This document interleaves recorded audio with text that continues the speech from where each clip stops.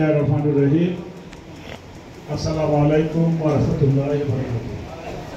পরম শ্রদ্ধেয় সভাপতি, আমাদের সকলের প্রিয় মানুষ, চট্টগ্রাম উপজেলা পরিষদের সম্মানিত চেয়ারম্যান, দীর্ঘদিনের আওয়ামী লীগের সভাপতি জনাব আব্দুল সামাদ বিন হাসান ভাই, আমাদের এখানে উপস্থিত একমাত্র মুক্তিযোদ্ধা, আমাদের সকলের প্রিয় মানুষ, স্পষ্টবাদী মানুষ, যিনি দীর্ঘ শ্রম ত্যাগের মধ্য দিয়ে চট্টগ্রামের আওয়ামী লীগ প্রতিষ্ঠা করে মজিবুল হক মজিদকে এমপি বানিয়েছিলেন, আমাদের সকলের প্রিয় জনাব বাহাদুর জামিল প্রতীক সহ আমাদের প্রিয় আওয়ামী লীগের নেতৃবৃন্দ, প্রিয় চট্টগ্রামের আওয়ামী লীগের বিভিন্ন ওয়ার্ড থেকে আগত আওয়ামী লীগের নেতাকর্মীবৃন্দ, সবাইকে আন্তরিক শুভেচ্ছা। আসন্ন উপজেলা পরিষদ নির্বাচন, এই নির্বাচনকে ঘিরে আজকে আমাদের সকলের একত্রিত হওয়া। এখানে একটি সংশয় রয়েছে, এখানে মানুষ মনে করে নির্বাচন মানে একটি প্রতারণা। আসলে এই প্রতারণার হাত থেকে কিভাবে মানুষকে মুক্তি করা যায়, কিভাবে জননেত্রী শেখ হাসিনা জনগণকে বলেন এবং সিদ্ধান্ত দেন, নেত্রী যাই বলেন উনার অধীনস্থ এমপি মন্ত্রীরা তার বিপরীতধর্মী কাজ করেন। এখন অনেক জায়গায় নির্বাচনে বলা হয়েছে মন্ত্রী পরিবারের, এমপি পরিবারের মানুষ নির্বাচন করতে পারবে না, কিন্তু সেখানে দেখা যাচ্ছে সারা দেশে অবাধে নির্বাচন করছে, সেখানে তাদের বিরুদ্ধে কিন্তু কোনো বহিষ্কার আদেশ হচ্ছে না। অপরদিকে বলা হচ্ছে দলের ত্যাগী নেতাদেরকে, পরিশ্রমী নেতাদেরকে দল থেকে মনোনয়ন দেওয়ার জন্য।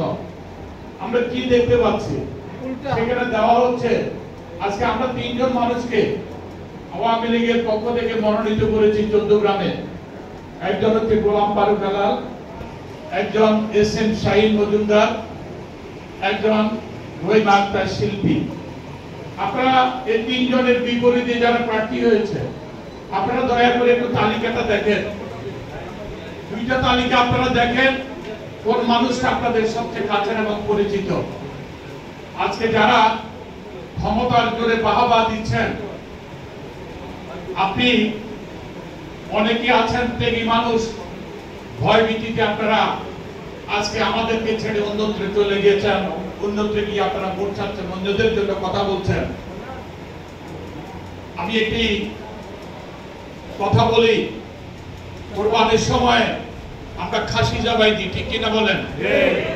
তখন ফাঁড়া অনেক খুশি হয়, ফাঁড়া বলে আরে খাসি জবাই এসে কোরবানে, খুব হাতে তালি দেয়। এরপরে যখন পূজা আসে, পূজার সময় পাঁড়াকে বলি দেওয়া হয়, ঠিক কিনা? দলের অনেক ত্যাগী মানুষ রয়েছেন, আজকে আমাদেরকে ছেড়ে দূরে আছেন, বা অনেকেই অতি গোপনে কথা বলেন।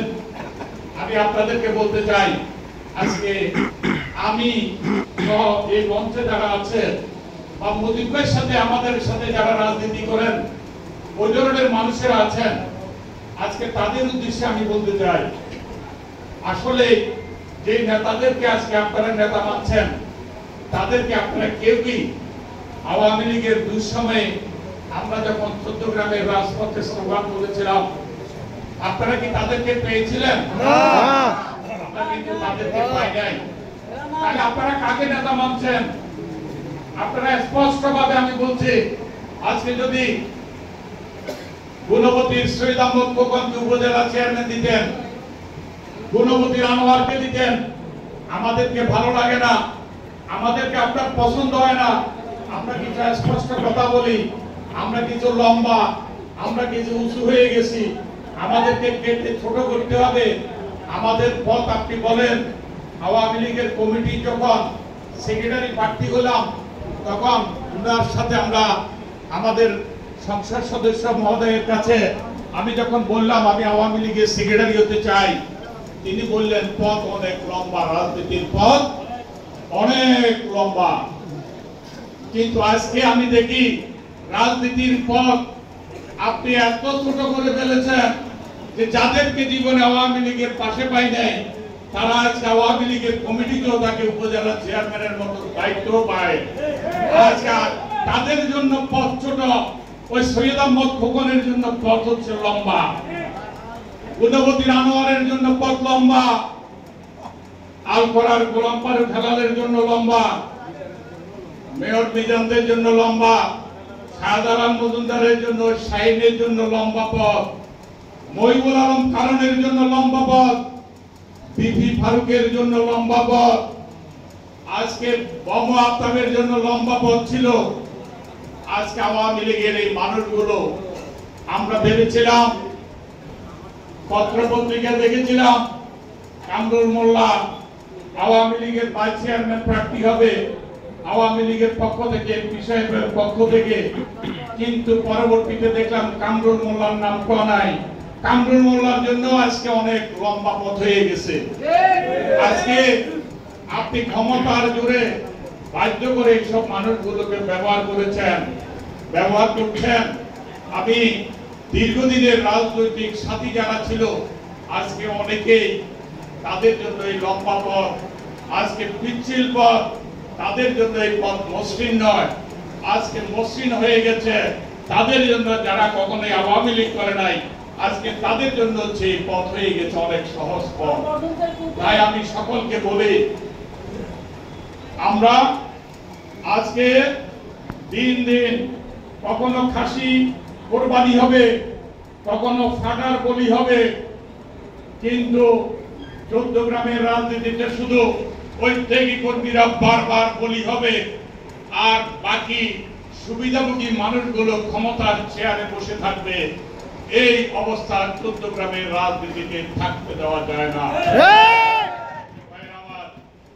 অনেক অনেক কথা বলেছেন, চৌদ্দগ্রামের মানুষ জেগে উঠেছে। চৌদ্দগ্রামের মানুষ যদি ভোট দেওয়ার সুবিধা পায়, চৌদ্দগ্রামের মানুষ যদি কেন্দ্রে যাওয়ার সুবিধা পায়, আজকে চৌদ্দগ্রামের মানুষ যাকে রায় দেয় আমরা সেই রায় মেনে নিব।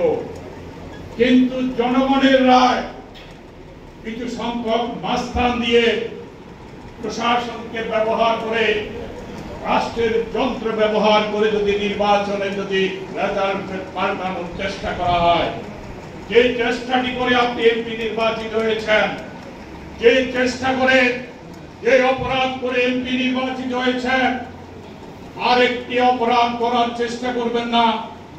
কারণ এই চৌদ্দগ্রামের মানুষ বারবার আপনার অপরাধের শিকার। একটি ইউনিয়ন পরিষদে চেয়ারম্যান পদে মানুষ ভোট দিতে পারে না, এমপি ইলেকশনে ভোট দিতে পারে না, ইউনিয়ন পরিষদের মেম্বার নির্বাচন করতে পারে না, স্কুল কমিটি নির্বাচনে আপনি সিলেকশন করে দেন অযোগ্য অথর্ব অনেক মানুষকে। আজকে কারা প্রাইমারি স্কুল চালায়, কারা হাই স্কুল চালায়, অথর্ব ওই চট্টগ্রাম বিশ্ববিদ্যালয় থেকে পাশ করা সেলিম ভাই যদি বলে অমুক স্কুলের কমিটির সভাপতি করা হবে না, সেখানে একটি অথর্ব মানুষকে নিয়ে বসিয়ে দেওয়া হয়। এইভাবে চৌদ্দগ্রাম চলছে। আজকে চৌদ্দগ্রামের উন্নয়নের কাজের নামে আজকে চৌদ্দগ্রামকে সম্পূর্ণভাবে ধ্বংস করে দেওয়া হচ্ছে। প্রিয় ভাইয়ের আমার, আমরা যে প্রতিবাদ স্বরূপ নির্বাচন করছি, আমি নির্বাচন করেছি, আপনারা আমাদের সাথে ছিলেন, প্রতিবাদ করেছি। একদিন মৃত্যুর পরে বলতে পারবো বা মৃত্যুর পূর্ব মুহূর্ত বলতে পারবো চৌদ্দগ্রামে অন্যায়ের বিরুদ্ধে কথা বলেছি, চৌদ্দগ্রামে অপরাধের বিরুদ্ধে কথা বলেছি, অন্যায় অপরাধের সাথে আপোষ করে নাই। আজকে যারা নির্বাচন করছে একটি অনিশ্চিত গন্তব্যের দিকে আমরা রওনা হচ্ছি। আপনারা সেই অনিশ্চিত গন্তব্য, আমি যেদিন নাঙ্গলকোট থেকে একটি ছেলে যখন সৌদি আরবে হজ করতে রওনা হয়েছে, আমি সেদিন হতাশ হয়েছিলাম। বললাম পৃথিবীর এতগুলো দেশ বিমানে যেতে মানুষের কষ্ট হয়, সৌদি আরবে 5 ঘন্টা 7 ঘন্টা বসে থাকতে হয়, এত কিলোমিটার পথ হেঁটে পাড়ি দিয়ে সে হজ করবে। আমি হতাশ হয়েছিলাম, আমি মর্মাহত হয়েছিলাম। একটি যুবক এত দূর পাড়ি দিয়ে সে হজ করবে, কিন্তু সে যেদিন মক্কা শরীফে গিয়ে তার ছবি পাঠালেন, সে যেদিন ইরান পাকিস্তান হয়ে এসে ভারত হয়ে দুবাই হয়ে এসে যতদিন ছবি পাঠালেন পৃথিবীর এতগুলো দেশ থেকে এসে একদিন তার উদ্দেশ্য যেখানে কাবা শরীফ সেখানে এবং আমার প্রিয় নবী হযরত মুহাম্মদ সাল্লাল্লাহু আলাইহি ওয়াসাল্লামের কবর রওজা জিয়ারত করেছেন সেদিন আমি খুব আশান্বিত হয়েছি মানুষ চাইলে পৃথিবীর অনেক কিছু দুঃসাধ্যকে সাধ্য করতে পারে আপনারা অনেকে হতাশ হয়ে যান মিনিটে হতাশ হয়ে যান 21 বছর আওয়ামী লীগ ক্ষমতার বাইরে ছিল মুজিব ভাইকে এমপি বানানোর জন্য এই 14 গ্রামের আওয়ামী লীগকে প্রতিষ্ঠা করার জন্য এখানে যারা রয়েছেন অনেক মানুষ রক্ত দিয়েছে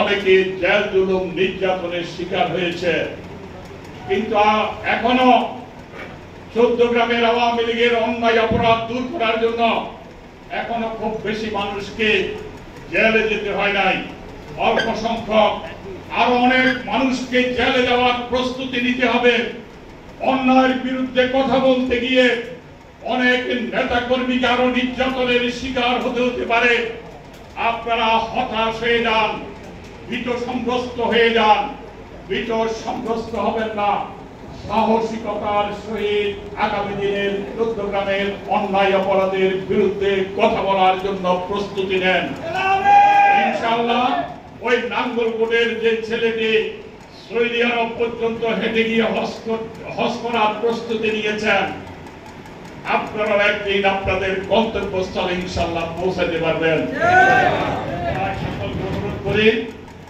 আমি শারীরিকভাবে একটু অসুস্থ আমি গত মাসে আমি নির্বাচন চলাকালীন সময়ে আমি হৃদরোগে আক্রান্ত হয়েছিলাম হয়তো সেই সময়ে নির্বাচনের কারণে মাঠে ছিলাম নির্বাচনের পরবর্তী সময়ে আমি ঢাকা ইউনাইটেড হসপিটালে সেখানে হৃদরোগের চিকিৎসা করেছি এবং সেখানে 3টে দিন পড়িয়েছি আমি এই অবস্থার মধ্য থেকে ডাক্তার বলেছে মাইকে কথা বলা সম্পূর্ণভাবে নিষেধ তারপর রাজনীতির এক দুঃসময়ের সহকর্মী আজকে গোলাম পাল খালাল ওয়াসেন সাহেব শিল্পী যখন 14 গ্রামের কোন মেয়ে আওয়ামী লীগের মিছিল মিটিং এ আসে না তখন শিল্পী তার পরিবারের বাধাও অতিক্রম করে সেদিন 14 গ্রাম বাজারে আওয়ামী লীগের পক্ষে স্লোগান